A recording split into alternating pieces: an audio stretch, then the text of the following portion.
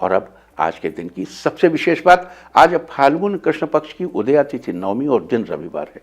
नौवीं तिथि आज शाम 4:48 तक रहेगी, उसके बाद दशमी तिथि लग जाएगी। आज दोपहर 3:51 तक सिद्ध योग रहेगा।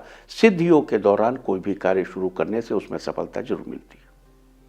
साथ ही आज रात 8:59 तक मूल नक्षत्र रहेगा। 27 नक्षत्रों की श्रेणी में मूल नक्षत्र को 19वां नक्षत्र माना जाता है। मूल नक्षत्र के स्वामी केतु है और इसकी राशि धनु है। मूल का अर्थ होता है केंद्रीय बिंदु, सेंटर पॉइंट, या मूल जड़ होता है, जड़ का भी इसका मतलब होता है। इसका प्रतीक चिन्ह भी एक साथ बंधी हुई पौधे की कुछ जड़ों को माना जाता है, जबकि मूल नक्षत्र का संबंध साल के पेड़ से बताया गया है। हिंदू धर्म के अलावा बौद्ध धर्म में भी इस पेड़ को पवित्र पेड़ों की श्रेणी में रखा जाता है। मूल नक्षत्र की एक खासियत भी है कि जिस प्रकार किसी पेड़ को काट देने के बाद भी वो अपनी जड़ों के माध्यम से अपने शरीर को पुनः प्राप्त कर लेता है, ठीक उसी प्रकार मूल नक्षत्र भी अपनी खोई हुई शक्ति और आधिपत्य को पुनः प्राप्त कर लेने की क्षमता रखता है। लिहाजा जिन लोगों का जन्म मूल नक्षत्र में हुआ हो, उन लोगों को मूल नक्षत्र के दौरान साल के पेड़ की पूजा करनी चाहिए और उसे नमस्कार करना चाहिए। तो ये थी चर्चा आज सिद्ध योग और मूल नक्षत्र की। और अब बात करते हैं भद्रा की। आज पूरा दिन पार करके भोर 4:17 से शुरू होकर कल दोपहर 3:45 तक पाताल लोक की भद्रा रहेगी। आप जानते हैं कि जिस दिन चंद्रमा कुंभ, मीन, कर्क या सिंह राशि में होता है, उस दिन पृथ्वी लोक की भद्रा होती है और केवल तभी भद्रा शुभ कार्यों के लिए वर्जित होती है, क्योंकि उस समय भद्रा का मुख पृथ्वी के ठीक सामने होता है।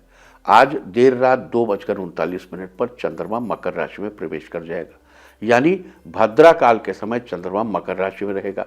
लिहाजा पाताल लोक की भद्रा रहेगी। पाताल लोक की भद्रा का मुख नीचे की तरफ होता है। बता दूं कि भद्रा जिस लोक में स्थित होती है, केवल वही मूल रूप से प्रभावी रहती है, यानी कि पाताल लोक की भद्रा का पृथ्वी लोक पर कोई प्रभाव नहीं पड़ेगा। तो ये थी चर्चा भद्रा की। और अब बात करते हैं आज सिद्ध योग और मूल नक्षत्र के संयोग में कौन से उपाय करके आप अपने कार्यों में परिवार का सहयोग प्राप्त कर सकते हैं, अपनी नौकरी में उच्च पद की प्राप्ति कर सकते हैं, आप अपनी नेतृत्व क्षमता का विकास कर सकते हैं, आप अपने रिश्तों को दूसरों की बुरी नज़र से बचाए रख सकते हैं, आप अपने करियर में खूब तरक्की कर सकते हैं, समाज में अपना मान सम्मान बढ़ा सकते हैं, आप अपने सभी कामों में सफलता प्राप्त कर सकते हैं, अपने सुख समृद्धि में बढ़ोतरी कर सकते हैं। और ये उपाय सभी लोगों के लिए है। तो आइए अब चर्चा शुरू करते हैं आज किए जाने वाले उपायों की। अगर आप अपनी पत्नी का स्वास्थ्य बेहतर, अगर आप पुरुष हैं और अपनी पत्नी का स्वास्थ्य अच्छा रखना चाहते हैं, तो आज मूल नक्षत्र के दौरान अपनी पत्नी के भार के 10वें हिस्से के बराबर ज्वार का दान करें। वहीं अगर आपके पति का स्वास्थ्य कुछ समय से ठीक नहीं चल रहा है, तो मूल नक्षत्र के दौरान उनके भार के 10वें हिस्से के बराबर ज्वार का दान करें। एक बात और, अगर आप अपने या अपने जीवन साथी के भार के 10वें हिस्से के बराबर ज्वार का दान करने में असमर्थ हों, तो 10वें का भी 10वां हिस्सा कर दीजिए, उतने वजन में ज्वार का दान कर दें। उदाहरण के लिए आपके जीवन साथी का वजन है 70 किलो, तो उसका 10वां हिस्सा 7 किलो हुआ।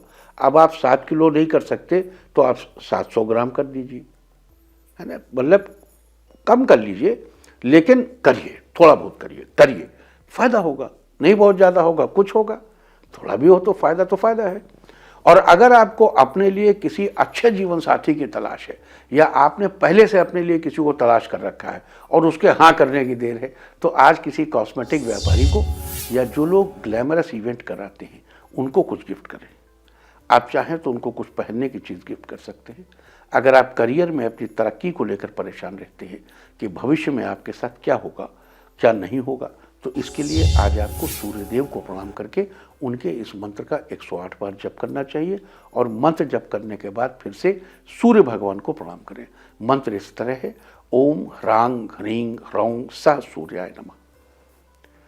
अगर आप समाज में अपना मान सम्मान बढ़ाना चाहते हैं, तो आज सुबह के समय सूर्य भगवान को जल चढ़ाते समय सूर्यदेव के इस मंत्र का 11 बार जाप करें। मंत्र है, घृणिः सूर्याय नमः, घृणिः सूर्याय नमः। अगर किसी काम में लाख कोशिश करने के बाद भी सफलता आपके हाथ नहीं लगती है और आप उस काम में सफलता पाना चाहते हैं, तो आज आप एक नींबू लेकर अपने सिर के ऊपर से 6 बार क्लॉकवाइज और 1 बार एंटी क्लॉकवाइज उतार कर उसके 2 टुकड़े करके घर से दूर किसी वीरान स्थान पर फेंक दें। अगर आप केतु के शुभ फल सुनिश्चित करना चाहते हैं तो आज 2 पत्थर के टुकड़े लें।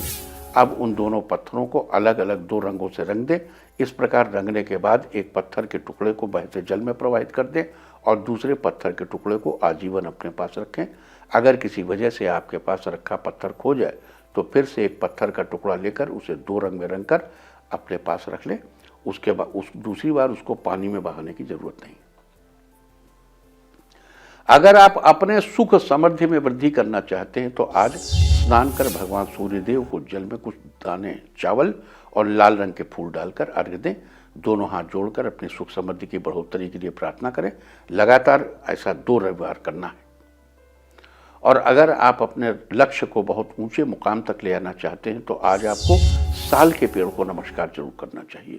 अगर आपको साल का पेड़ न मिले तो साल के पेड़ की फोटो डाउनलोड करके उस फोटो को नमस्कार करिए, भाव करिए। अगर आपने कभी देखा हो और आप उसे स्मरण कर सकते हो, आपके दिमाग में आ सकता हो, तो उसका भाव करके उसे नमस्कार करिए।